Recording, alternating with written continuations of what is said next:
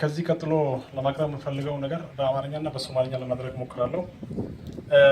ይህ ደግሞ ትንሽ ስለ ኮሚኒቲውን ባክግራውንድ ለመናገር እፈልጋለሁ። ክቡር አምባሳደር ዲና ሙፍቲና ባለቤቱ፣ ክቡራን የኤምባሲ ሰራተኞች፣ ክቡራን እንግዶቻችንና ክቡራን እንኳን ደህና መጣችሁ። ጉራ ኮሚኒቲ በሜይ 3 2009 ዓመተ ምህረት እንደ አውሮፓውያን አቆጣጠር በ120 አባላት የተቋቋመ ሲሆን በ2010 የኮሚኒቲው ስራ ትንሽ ቆሞ ነበር። የቆመበት ምክንያት በዛን ጊዜ ስለ ኮሚኒቲውነት ስላልገባን እና አመራሮቹ የተለያየ አካባቢ በመሄዳቸው ትንሽ ጋፕ ፈጥሮ ነበር።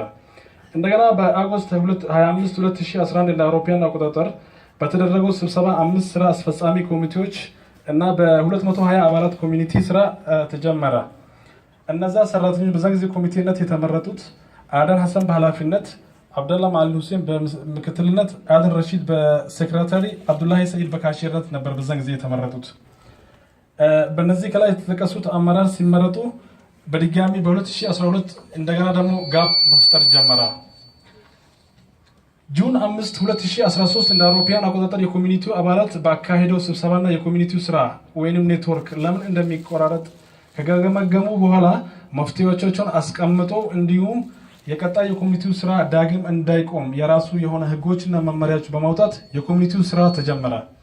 በ2016 ኮሚኒቲው በኬንያ የሚገኘው የኢትዮጵያ ኤምባሲ ጋር ጥሩ የሆነ ግንኙነት እንዲፈጠርና እንደ ኤምባሲያቸው አድርጎ እንደ ቤታቸው ቆጥረው ከነሱ ጋር ስራ ጀምረዋል።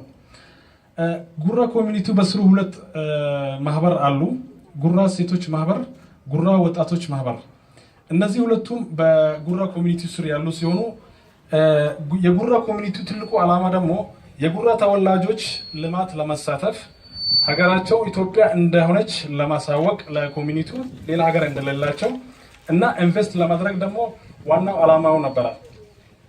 ኮሚኒቲው ከሰራቸው ስራዎች እስከዛሬ ድረስ አንድ ለአባይ ግድብ በ2016-2017 ወደ $25,000 ቦንድ በመግዛት እንደገና ደግሞ በጉራ ዳሞሌ በህዝብ ጥያቄ ለመስጊድ ከ$40,000 በላይ ለግንባታ ማውላቸው፣ ድርቅ የተጠቁት ወገኖቻችን የገንዘብ እርዳታ ማድረግ፣ እንደገና ደግሞ ድሃ ህብረተሰብ ኑሯቸውን እንዲቀይሩ 84,000 ብር ወይንም 4200